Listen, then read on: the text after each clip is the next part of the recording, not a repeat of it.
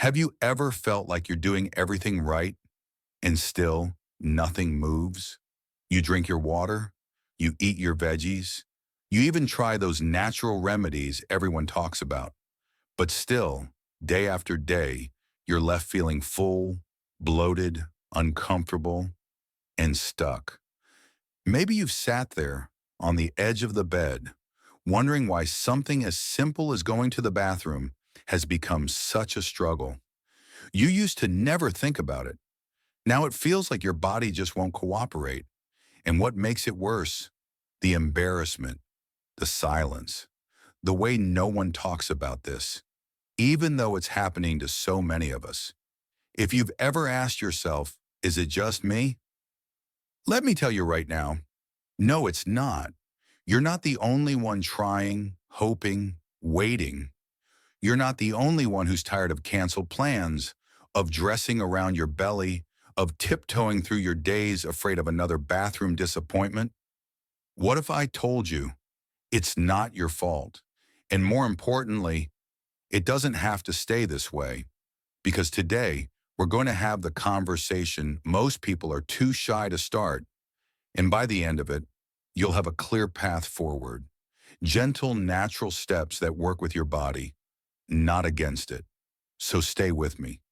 Your comfort, your confidence, and your freedom, they're not gone. They're just waiting for the right key to unlock them. Most people think constipation is just part of getting older. You're over 60, of course things slow down, they say. That's just how it is. But what if that's not the whole truth? What if the reason your gut feels stuck isn't just your age, but something deeper happening inside? Because here's what research is showing us. Aging alone doesn't cause constipation. Not always. In fact, healthy older adults can have bowel movements just as regular as when they were younger. So then, what's really going on? The answer might surprise you. It's not just what you eat. It's not just how much water you drink. It's what's happening inside your gut. At the nerve level, the muscle level, even the emotional level. And once you understand that, everything starts to make sense. And more importantly, you'll see what can be done to turn things around.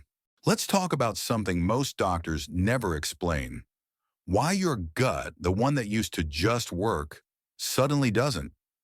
See, your digestive system isn't just a bunch of pipes. It's smart. It's wired with its own nervous system. Yes, nerves, called the enteric nervous system. And as we age, those nerves change. A major scientific review, published in the Journal of Neurobiology and Aging, found that after age 65, we lose nearly 37% of the nerve cells in parts of the colon responsible for triggering movement. That's like expecting a marching band to play on time, with a third of the members missing.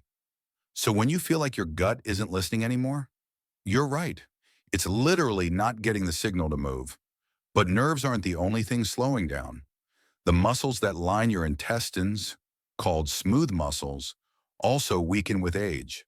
They contract more slowly and less forcefully. Instead of that smooth, gentle squeeze pushing everything along, you get sluggish, irregular movement. It's not you being broken, it's biology being honest. And then there's medication. Maybe you take something for high blood pressure, or pain, or maybe a low-dose antidepressant. All of those are known to dry out your system, pulling water from your stool before it can move through your colon. Imagine trying to slide a dry sponge through a tube. That's what your body's up against. And let's not forget thirst. As we get older, our thirst signal fades. You might not feel thirsty, but your body still needs hydration, especially your gut. Without water, even the best fiber becomes a traffic jam. And the sad part? Most seniors are mildly dehydrated all day and don't even realize it. Oh, and one more thing, stress. Your gut has what scientists call a second brain. When you're anxious, rushed, or holding in emotions, your gut tightens up, literally. For some, it means diarrhea. For others, total shutdown. So no, constipation after 60 isn't just eating too much cheese. It's a perfect storm. fewer nerve signals, weaker muscles, drier stools from meds and dehydration, emotional stress shutting down motion. But here's the hopeful part. Once you understand what's really happening, you can start helping your gut where it needs it most, gently, naturally, and without waiting for another prescription. It doesn't happen all at once. At first, it's just a little discomfort, a day or two without a bowel movement, maybe some bloating after dinner. You think, I'll be fine tomorrow. But then tomorrow keeps getting pushed back, and slowly, quietly, constipation begins to take more than just your comfort. It takes your freedom. You start mapping out every trip around bathroom access. You know every restroom on the way to the grocery store. You hesitate to go out with friends because what if? What if the urge comes and there's nowhere to go? Or worse, what if it doesn't come at all and you're stuck, bloated, miserable, trying to smile through the pain? It takes your appetite. Food, once a joy, becomes a gamble. You skip your favorite meals. You eat less, not because you're full, but because you're scared of what comes after or what doesn't. It takes your sleep. You lie awake, stomach gurgling, feeling pressure that won't let up. Some nights you get up, you sit, you try, nothing. And that stress, it only makes everything worse. It takes your dignity. Maybe you've had an accident, just a little leak or something more. And suddenly you're packing extra clothes just in case. You're avoiding hugs, long rides, family events. Not because you don't want to go, but because your gut has stolen your confidence. And worst of all, it can take your voice. You stop talking about it. You keep it to yourself. Because no one wants to talk about bathroom problems, all right? But let me say this, clearly, gently, firmly, you are not alone. Thousands, millions of people over 60 are facing this silent struggle every single day. And it's not because they failed, it's because no one ever taught them what their gut really needs. But that ends today, because next we're going to talk about the biggest mistakes people make when trying to fix constipation and how to avoid them. If you've been battling constipation for a while, chances are you've tried just about everything. And that's the hardest part, because most people trying to fix the problem are doing what seems right. But without knowing it, they end up making things worse. Let's talk about 5 of the most common traps. Mistake number 1, the laxative loop. You take a little something to get things moving. It works. So the next time things slow down, you reach for it again. Before long, your gut forgets how to move on its own. It waits for the laxative. And the more you use, the more your body relies on it. What started as help becomes dependency. And don't even get me started on the cramping. Mistake number 2, the eat less fix. You think, if I eat less, there'll be less to come out. So you skip meals. You nibble here and there. But now your body doesn't have the fuel to generate strong movement in the colon. Imagine trying to drive a car on fumes. Nothing moves. Worse, you get weak, tired, and even more backed up. Mistake number 3, the dry fiber bomb. Everyone says, eat more fiber. So you do. Bran muffins, dry cereal, psyllium powders. But without enough water, that fiber turns to concrete. It swells, clogs, and leaves you bloated and gassy. Instead of relief, you feel worse than before. Mistake number 4, the bathroom battle. When nothing's happening, you try to force it. You strain. You hold your breath. You push until your face turns red. But straining doesn't help. It hurts. It weakens pelvic muscles, causes hemorrhoids, and still, nothing moves. Mistake number 5, the silent sufferer. Maybe you don't talk about it. Maybe you feel embarrassed, so you keep it to yourself and try to manage quietly. But isolation only adds to the problem. Because the truth is, this is so common and it's not your fault. Here's the good news. There's a better way. A gentler, smarter approach that supports your body instead of fighting it. And it starts with small, easy changes that make a big difference. Let's walk through those next. Let's take a deep breath together.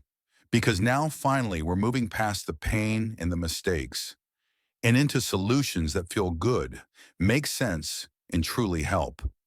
No harsh laxatives, no starving, no shame.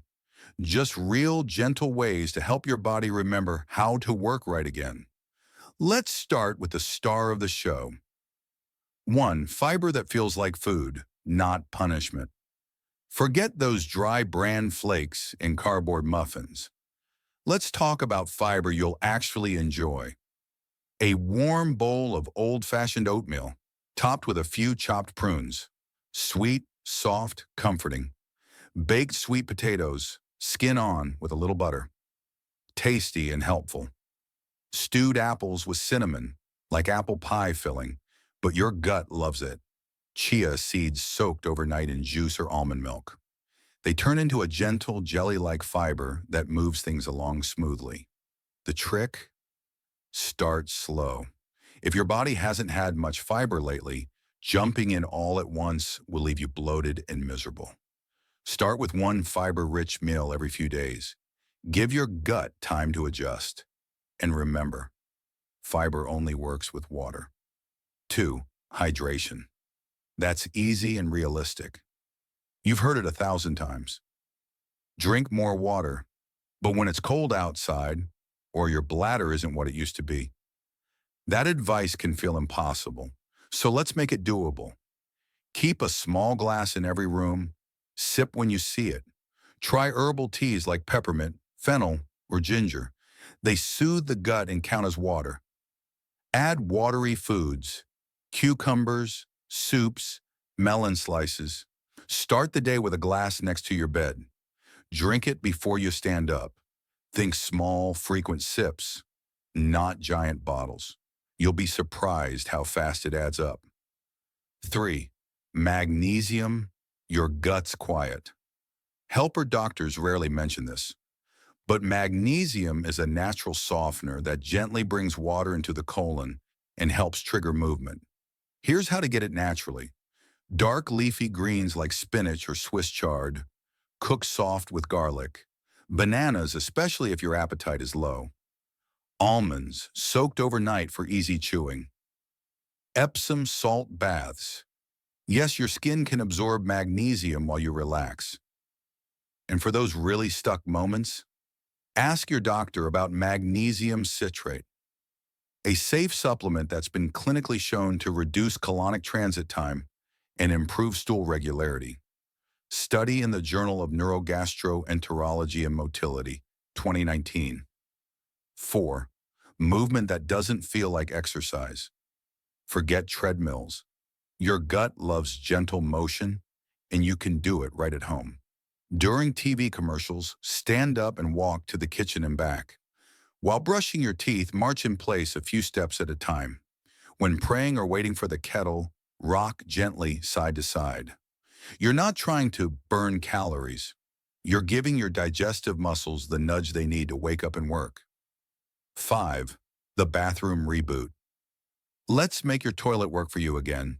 Place a small footstool under your feet. It changes the angle, like a natural squat. Sit at the same time each morning, preferably after breakfast. Stay no more than 5 minutes. If nothing happens, that's okay. Try again tomorrow. Lean forward slightly, elbows on knees. Breathe, no forcing. Over time, you're retraining your gut. Like a rhythm, like brushing your teeth. It becomes normal again. 6. Calming the gut with your breath. Stress slows everything down. But the good news? You have the power to calm your gut, starting with your breath. Try this before meals. Inhale for 5 counts. Hold for 5. Exhale slowly for 7. Do that 3 times. It signals safety to your gut. You'll digest better, move better, feel better. And when anxiety creeps in, try hand massage. Rub small circles in the palm of one hand with your thumb. It seems silly, but your gut notices the calm. 7. The after-dinner trick. Here's a secret many people love. About 15 minutes after dinner, drink a warm cup of herbal tea, peppermint, ginger, or warm lemon water. Sit quietly without distraction. That warmth plus timing tells your gut, it's time. It works like a gentle nudge, not a kick. You don't need to do all of these at once. Pick one. Start small. Even one of these changes can unlock a better rhythm in your body. And once you feel that shift, you'll start trusting your gut again, literally, because your body wants to work right. It just needs the right kind of help. Now, you might be thinking, "Oh, this all sounds great, but I've got other stuff going on." Maybe you've been diagnosed with IBS or diverticulitis. Maybe you've had H. pylori in the past. Maybe your doctor has you on multiple medications, and some of them list constipation as a side effect right on the bottle. Let me tell you something important. You are not excluded from getting better. In fact, many of the most gentle natural methods we've talked about today, hydration, movement, magnesium, timing your meals, are especially helpful for folks dealing with chronic issues. Here's the key. Don't throw everything at your gut at once. Start slow. Watch how your body responds. Adjust gently. If you're taking medications like calcium channel blockers, certain antidepressants, or iron supplements, they can dry out your stool. That doesn't mean you have to suffer. It just means you may need more water, more soft fiber, and a better rhythm. If you're managing inflammation or infection-related conditions, cook soft foods, warm liquids, and stress reduction practices can calm the gut in ways pills often can't. And if you're ever unsure, ask your doctor about magnesium citrate or low-dose options that won't interfere with your current regimen. But don't let your diagnosis convince you that you're stuck forever. Many people with chronic gut issues have found lasting relief by learning how to work with their body instead of against it. Let's be honest. Most of us over 60 don't love running to the doctor. We don't want to feel like we're complaining.